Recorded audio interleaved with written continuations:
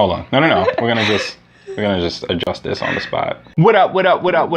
It's me. It is indeed the ACE. I am Ken Masters, and I am your friendly neighborhood 1245 music representative. And I am here with the wonderful, the beautiful, and, well, at this angle, pretty short. Really divine. It's fine. It makes you adorable. Anyway, we are here to bring to you the greatness that is Lucha Underground. Because it is awesome, and you need to know about it. Yes. So let's do this. Okay. Spot wrestling. Oh, we're gonna talk about like what makes it great. Spot wrestling. It looks like they're murdering each other. And it's fantastic. It's not like they're messing up murdering each other. It's like, it looks like they are seriously angry with each other and trying to muck duck. The way that they wrestle, compared to, you know, the way other companies do it, it's very clean. It's very clean, very high energy. It's, oh man, like every move. Every single move, every kick, every punch, every dive off the ropes, everything just, it almost feels like it could end the match at any moment. And it's, oh man, it's such a feeling. Such a feeling.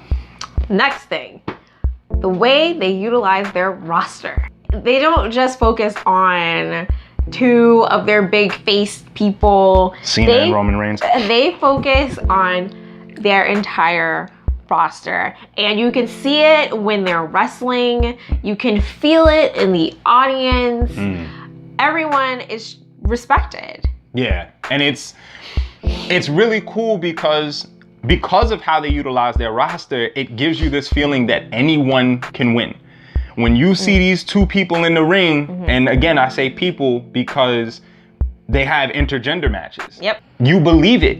You know, this isn't like, you know, old school like WWE, like with their Divas division, you know, she's not gonna just slap you and run out of, no, she's gonna give you that work. And you pretty much go into each match, whether it's two men, two women, man and woman, not knowing how it's going to end, who is gonna win, if anybody's gonna come out, you don't know. And it's very refreshing to see that when, like I grew up watching ECW, WCW, WWF, like, you know, you kind of get used to a particular formula of how things work, and they don't give a fuck about that formula.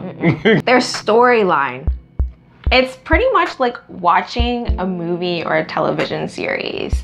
It's like playing a video game and you get the cutscenes. Like, that's pretty much what is going on with their storyline, and it's fantastic. Facts. Like they, as opposed to like, you know, normal cutting a promo where they come down to the ring and the guy's on the mic and then somebody else comes down and interrupts them and they go back and forth. And no. And it's drawn out and long and boring. For like no reason, like where you turn a 3-hour show until about like 30 minutes of actual wrestling. Nah, they have these little cinematic vignettes almost, like where you see like the camera work is on point, you see like the lens flares and you see like the angle switches and stuff, like you see real video work being done, and it just helps to flesh out the stories that culminate within the ring. They also take the time to build their characters. Very true.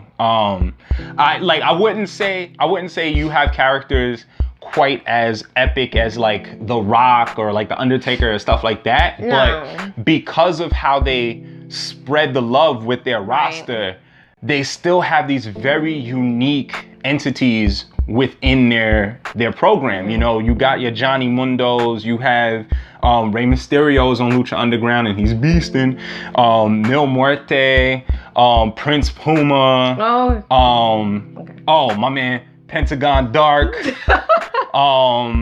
Yeah, there's a lot of people there. There's a lot of people to root for. There's a lot of people to get behind. You start to fuck with the entire roster. Like, if you ask me who my favorite person is in Lucha Underground, that becomes a problem. Like, it becomes a legitimate problem. So kudos to them for that. Like, thank you for giving me that problem. The announce team is perfect. You get a combination of wrestling knowledge and background information that you probably wouldn't know. Absolutely. The worst thing the WWE probably ever did was let go of Matt Striker. Maybe it was the best thing they did, because you can tell between Matt Striker on WWE and Matt Striker on Lucha Underground, they're two different people. Fact. Yo, he's a maestro with the words. Like, the way that he interweaves these pop culture references into calling the wrestling match well. Right. He doesn't just call the match. Like, he knows the technical names of the moves. He knows who these wrestlers are, who they were before they got to Lucha Underground, the other things that they do in the indie circuit. Like, he knows he is about this business, and he brings you that knowledge every single night. Every time they have a broadcast, you get the best of Matt Striker with none of the restraints that the WWE announce teams have. So whereas, you know, it feels scripted and it feels like they have to say this and they got to talk about the sponsor in this particular way, when it's Matt Striker, yo, it's organic poetry. Like, it's just so beautiful. And then on the other hand, my man Vampiro. Yeah. Vampiro bringing you that street knowledge, and you wouldn't think it, you know, and it sounds crazy, but like, he gives you that backstory when he has to explain like why the Mac from, you know, South Central, why he's so good in these street fights. Boom, Vampiro's there with the information. When you need to understand why these two bikers are fighting over these vests so hard, when he has to break down bike culture, boom, Vampiro's got the information. Like, no one has that wrestling street knowledge the way Vampiro has it and the way he presents it on the show. Last but not least, of course, the temple, the audience, the believers.